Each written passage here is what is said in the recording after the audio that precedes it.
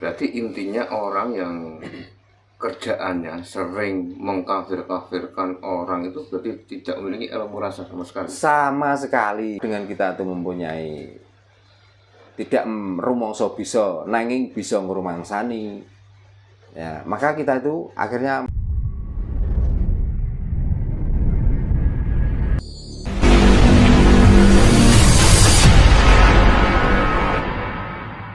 lah, apakah perjalanannya harus niru itu ataukah kita tuh memakai rasa? Nah, sebenarnya mau beragama, mau berkapitalan, mari kita kembali ke rasa. Lah, caranya gimana? Ya caranya kita itu memahamilah diri kita, kenalilah dirinya, supaya kita tuh kenal yang namanya Tuhan. Tuhannya yang diburu-buru, Tuhannya yang harus dikenali, tapi dirinya sendiri sama sekali tidak pernah dikenali. Gitu. Untuk mengenal Tuhan itu kita harus memahami tentang rasa, Pak. Nah, kan ada istilah rasa, terus dirasakan, merasa, dan perasaan itu apa, Pak? Ya, semuanya itu makanya tadi malam tuh mengadakan Patra Praja Kalo Cokro, supaya kita itu satu, kita tahu rasa. Setelah kita tahu rasa, supaya kita bisa merasakan. Dan setelah kita merasakan, tinggal yang satu, jangan kita itu pernah menjadi orang perasa. Kalau kita tuh perasa, kalau basa Jawa nih, sering rumangsa bisa nenging jarang iso ngrumangsani. Contohnya apa, Pak? Nah, contohnya gini. Dengan belajar kitab dari orang luar dan paham, bukan paham, dia bisa hafal dengan pelajaran itu. Terus dia ngrumangsani kalau dia bisa. Artinya yang disampaikan apa? Bukan perilaku rasa itu, tapi sesuai dengan apa yang dipelajari. Nah, terus ilmu yang dipelajari itu dari tulisan itu, itulah menjadi metode. Jadi kalau melihat orang lain melakukan sesuatu yang tidak sesuai dengan buku yang pernah dipelajari itu, maka dia tidak segan-segan menyalahkan, menyesatkan, dan mengkafirkan. Gitu loh. Orang yang lari, contohnya, itu kan banyak penyebabnya, Mas. Contohnya, kalau ada yang melakukan buruk lalu konangan, otomatis dia berdiam diri atau lari? Mesti lari toh? Lari. Apa bedanya dengan kita itu kebelet pipis atau kebelet kita itu mau buang air besar?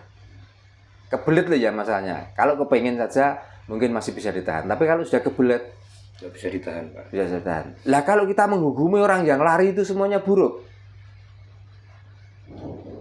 apa kita itu harus dipaksa harus, kalau orang Jawa karena kepengen buang air besar harus kebletengan? Kalau orang mau pipis harus ngompol? Lah dari rasa itulah kita itu tahu, oh orang lari itu ternyata pengennya ini. Oh ternyata orang lari itu karena dia melakukan kesalahan, maling katakan, konangan akhirnya lari. Nah kalau kita nggak punya ilmu rasa, berdasarkan kitab yang dibaca bahwa orang lari adalah orang yang konangan. Karena di situ diceritakan ada orang maling ayam, lalu dia ketahuan orang ini, lalu dia melarikan diri. Kalau hanya satu itu yang menjadi pedoman, kalau satu kitab itu yang menjadi acuan, nah semua orang lari nantilah vonisnya ke situ semua. Ini salah satu saya buat contoh atau metodologinya. Nah seperti itu. Berarti intinya orang yang kerjaannya sering mengkafir-kafirkan orang itu berarti tidak memiliki ilmu rasa sama sekali. Sama sekali. Kalau dia punya ilmu rasa, buktinya sekarang saja. Coba lihat di media sosial. Ya maaf ini akhirnya sampai kemana-mana ya. Sebelum ada berita dari Quick Count, yang direbut apa? Dari 3 paslon semuanya kepengen menang menjadi satu. Betul. Berebut. Ini sudah saling menjatuhkan. Setelah dengar hitungan cepat, quick count, dan ada salah satu calon yang di situ dinyatakan unggul, apa yang terjadi? Yang curang lah, Betul. yang lain sebagainya lah, menyalahkan yang itu, menyalahkan yang ini. KPU nggak bener. KPU nggak bener, presiden ikut campur, dan lain sebagainya. Lah yang ngomong ini adalah figur-figur orang yang sebenarnya mestinya patut dihargai, patut diikuti. Bahkan sampai ada salah satu entah apa kedudukannya di situ, karena dia juga pakai dalil-dalil agama yang mengatakan sampai salah satu paslon bisa mendatangkan malaikat Jibril, ini kebangetan loh. Coba mendatangkan 1000. Nah di antara satu malaikat itu dia akan membawa lagi 1000 lagi. Sekarang kalau 1000 dikali 1000 berarti 1 triliun untuk memilih salah satu pasangan. Lah rakyat Indonesia ini baru berapa juta? Coba 200 sekian berapa gitu Pak. Lah nggih. Coba bayangno. Seandainya orang-orang yang ngomong seperti itu pakai rasa, seandainya dia itu punya rasa, nggak mungkin itu diucapkan, itu dihujatkan. Kan sudah jelas dari 3 calon pasangan itu adalah kontestan, dalam arti mencalonkan diri masing-masing. Masuk kira-kira 3-3-nya harus jadi, kan nggak mungkin loh. Nah dengan rasa, dengan kita itu mempunyai tidak rumangsa bisa nanging bisa ngrumangsani, ya maka kita itu akhirnya memilih, oh ini pantas, kalau ini nggak pantas. Bukannya nggak suka, tapi di antara pantas dan tidak pantas itulah kadang jadi pilihan rakyat. Nah semuanya itu kembali ke rasa. Makanya jangan mudah-mudah, jangan mudahlah kita itu menyentuh rasa orang itu dengan kalimat-kalimat yang menyakitkan, dengan kalimat-kalimat yang sifatnya itu menghujat dan lain sebagainya. Kalaupun dia berani menghujat, kalaupun dia itu berani menyalahkan dan dia berani mencemooh, konsekuensinya dia harus juga siap dihujat. Logikanya siap gitu, nah kan gitu. Tapi dia menghujat mau, tapi kalau dihujat tidak mau, itu loh masalahnya. Nah berarti kan itu tanda-tanda orang yang tidak punya rasa. Nah sekarang dilihat saja, Indonesia ini terdiri dari berbagai macam pulau. Ya, walaupun Jakarta pun juga masih pulau Jawa, karena dia di Jawa Barat. Tapi karena ideologi dan cara pembelajarannya itu nggak seperti pembelajaran dari Jawa Tengah sampai ke Jawa Timur, maka di sini tenang-tenang saja. Tapi yang di sana, karena di sini juga banyak orang yang olah rasa, di sini banyak orang yang belajar tentang rasa.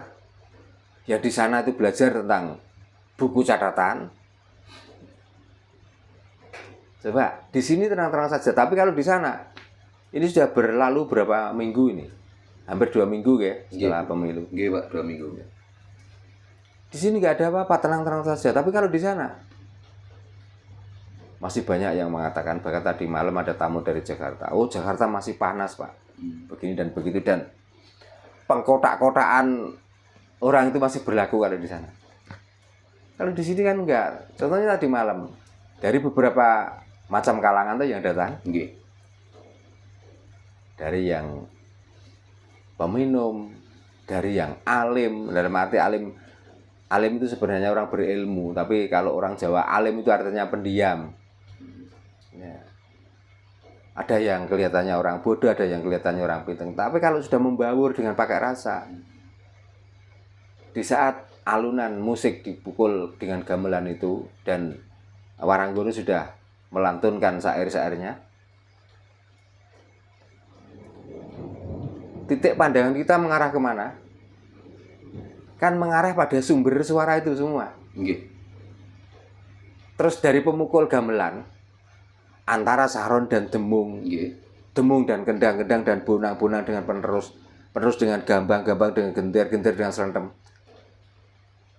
Walaupun ada salah satu yang salah, yang bermacam-macam pemukul itu nggak langsung geruduk satu salah itu nyatanya. Dan di antara orang yang segitu banyak saya kumpulkan, dia kepengen menyatukan tekad dari apa judul gending yang mau diikuti dengan alunan musik itu.